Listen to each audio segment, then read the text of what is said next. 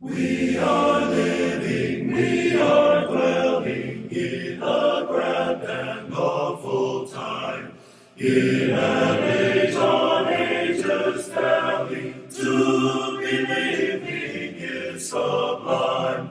Hark, the waking up of nations, Gog and Magog to the fray.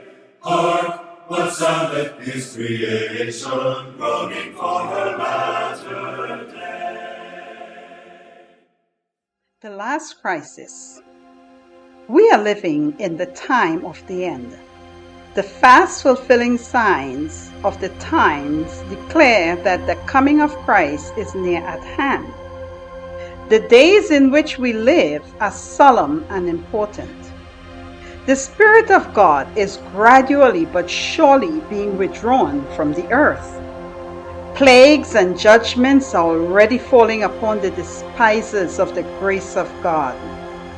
The calamities by land and sea, the unsettled state of society, the alarms of war are portentous. They forecast approaching events of the greatest magnitude.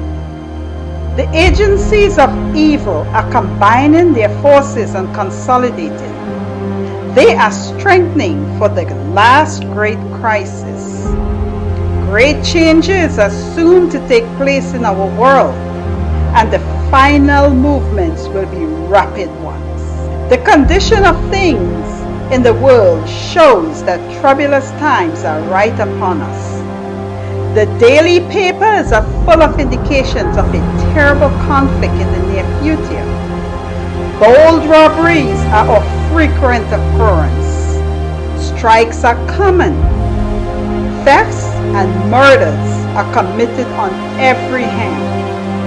Men possessed of demons are taking the lives of men, women, and little children. Men have become infatuated with vice, and every species of evil prevails. The enemy has succeeded in perverting justice and in filling men's hearts with the desire for selfish gain. Justice standeth afar off, for truth is fallen in the streets, and equity cannot enter. Isaiah 59:14. In the great cities, there are multitudes living in poverty and wretchedness, well nigh destitute of food, shelter, and clothing, while in the same cities are those who have more than heart could wish, who live luxuriously, spending their money on richly furnished houses, on personal adornment, or worse still, upon the gratification of sensual appetites, upon liquor, tobacco, and other things that destroy the powers of the brain, unbalance the mind, and debase the soul. The cries of starving humanity are coming up before God, while by every species of oppression and extortion, men are piling up colossal fortunes. The world is stirred with the spirit of war. The prophecy of the 11th chapter of Daniel has nearly reached its complete fulfillment. Soon the scenes of trouble spoken of in the prophecies will take place.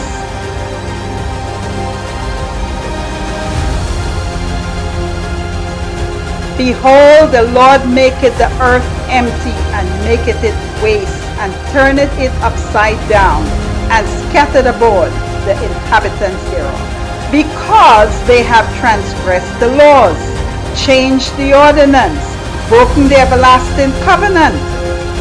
Therefore had the curse devoured the earth, and they that dwell therein are desolate. The mirth of tabrets ceaseth, the noise of them that rejoice endeth, the joy of the harp ceaseth.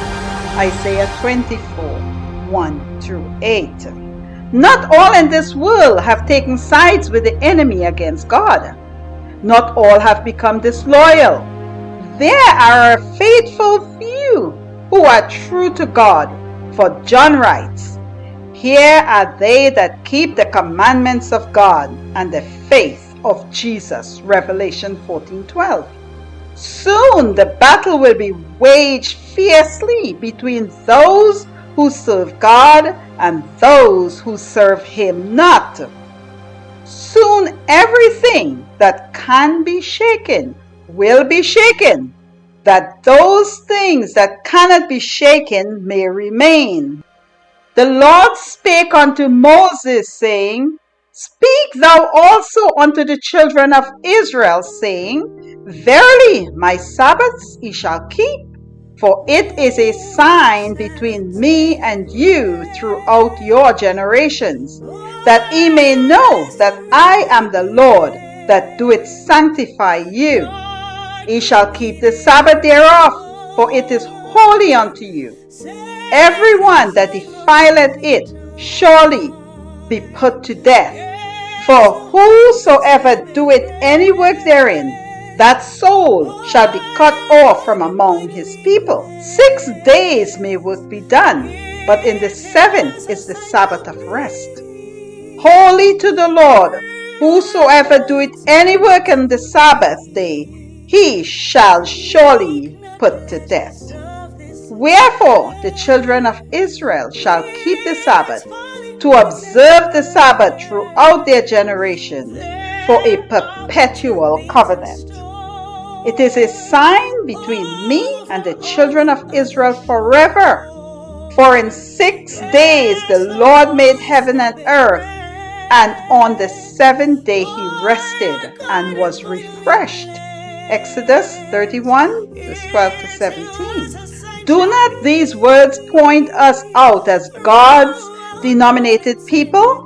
And do they not declare to us that so long as time shall last, we are to cherish the sacred denominational distinction placed upon us? The children of Israel were to observe the Sabbath throughout their generations for a perpetual covenant. The Sabbath has lost none of its meaning. It is still the sign between God and His people, and it will be so forever.